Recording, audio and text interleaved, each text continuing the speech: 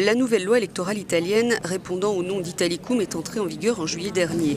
Celle-ci concerne seulement la chambre basse du Parlement. Elle partage l'Italie en 100 circonscriptions électorales et prévoit que la même tête de liste d'un parti puisse se présenter dans 10 circonscriptions, à lui de choisir après les résultats laquelle il représentera.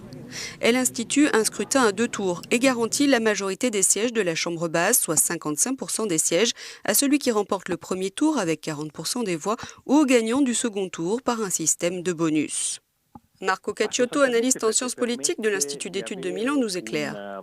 Ce système donne potentiellement un énorme bonus majoritaire. Avec la fragmentation des forces politiques, comme c'est le cas en Italie, cela veut dire qu'un parti qui n'a que 20% des voix au premier tour peut finalement obtenir 55% des sièges de la Chambre basse.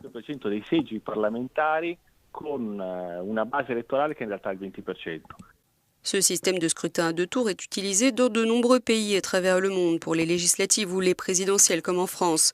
En Italie, c'est le cas pour les maires. Initialement, les 2 tours de scrutin n'étaient pas prévus, mais en l'introduisant, la loi fait en sorte qu'aucune force politique ne puisse obtenir le bonus en récoltant un taux trop faible de voix, puisqu'il est alors seulement obtenu au second tour.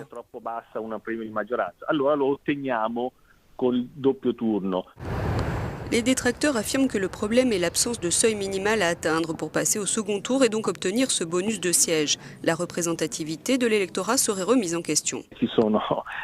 Dans d'autres pays, le facteur clé est la gouvernabilité. La représentativité de l'électorat est moins importante.